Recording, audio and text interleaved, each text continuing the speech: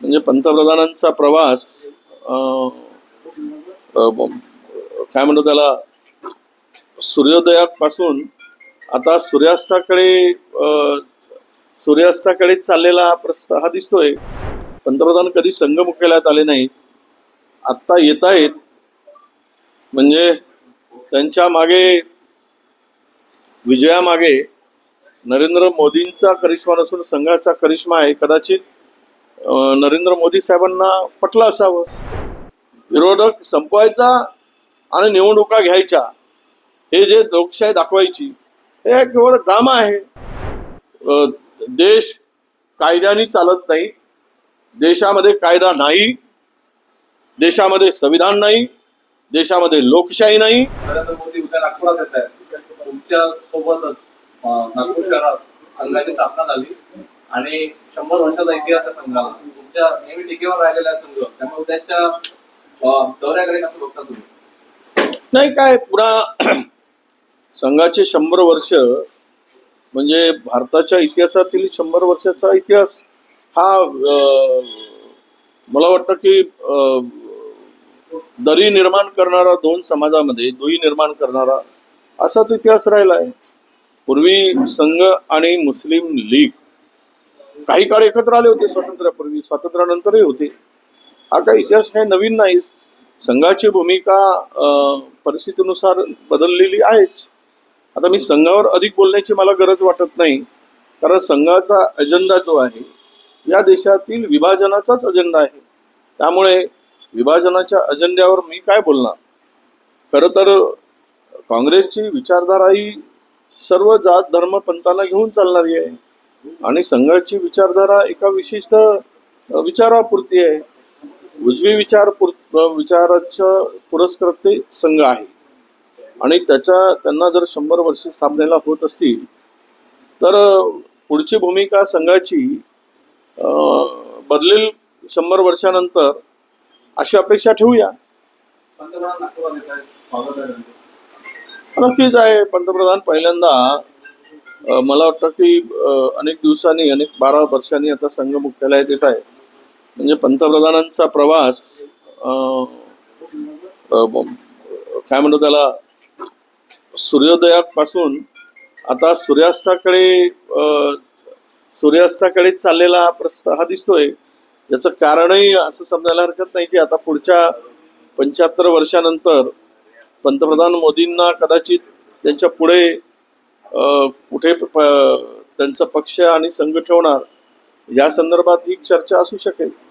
पण एक लक्षात घेतलं पाहिजे की पंतप्रधान झाल्यानंतर 12 वर्ष किंवा 11 वर्ष पंतप्रधान कधी संघ मुख्यालयात आले नाहीत, आत्ता येत आहेत. म्हणजे त्यांच्या मागे, विजयामागे नरेंद्र मोदींचा करिश्मा नसून संघाचा करिश्मा आहे. कदाचित नरेंद्र मोदी साहेबांना पटलं असावं, म्हणून यावेळेस ते संघाच्या मुख्यालयात जात असावे. हिंदू संमेलन होतं, त्या हिंदू संमेलनासाठी साध्वी प्रज्ञा सिंगला न्यायालयानं परवानगी दिलेली आहे. उद्या तिला तिथे हिंदू वीर पुरस्कारानं सन्मानित देखील केलं जाणार. काय करू दे त्याला, त्याबद्दल न बोललेलंच बरं. न्यायालयांची भूमिका, जर एखाद्या न्यायाधीशांच्या घरात मोठ्या जर नोटा जळलेल्या आहेत की चांगल्या होत्या, आता काय राहिलं आहे देशात? विश्वास ठेवावा कुणावर? आम्हाला इमर्जन्सी म्हणून हिनवत होते, इमर्जन्सीच्या पलीकडची स्थिती देशामध्ये निर्माण झालेली आहे. कुठला राहिलाय व्यक्ती स्वातंत्र्य? कुठला राहिलाय 4 स्तंभ जे आहेत, त्या 4 स्तंभाची काय स्थिती आहे? तुमचा पत्रकारिता, मीडिया काय आहे? कोण लिहित आहे सरकारच्या विरुद्ध? कुठला डिसिजन कोर्टामधून कुणाच्या बाजूने होईल? काय आता भरोसा राहिला नाही. संपूर्ण न्यायव्यवस्थेवर सुद्धा प्रश्नचिन्ह निर्माण झालाय. न्यायव्यवस्था सुद्धा आता मला वाटतं की सरकारच्या इशाऱ्यावर चालताय अशा प्रकारचा समज सर्वसामान्य जनतेचा होत चाललाय. हे अत्यंत वाईट आहे, अत्यंत दुर्दैवी आहे. त्यामुळं भविष्यात इलेक्शन कमिशन असेल, ती व्यवस्था पुरी आहे, म्हणजे बायस झालेली आहे. न्यायव्यवस्थेवर विश्वास उडत चाललेला आहे. उद्या तुमच्या मीडियाचं जे काही चाललेलं आहे त्याच्यातून फार अडचणी निर्माण होत आहे.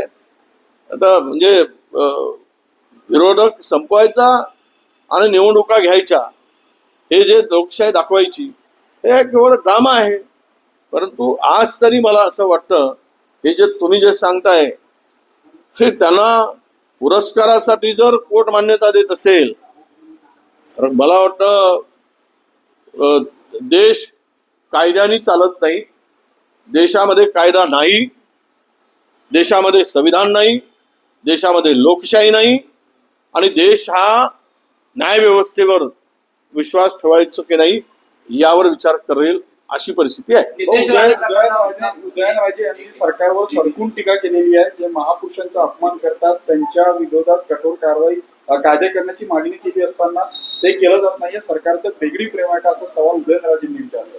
उदयनराजे कधी कधी खरं बोलतात, तिथे राहून खरं बोलतात.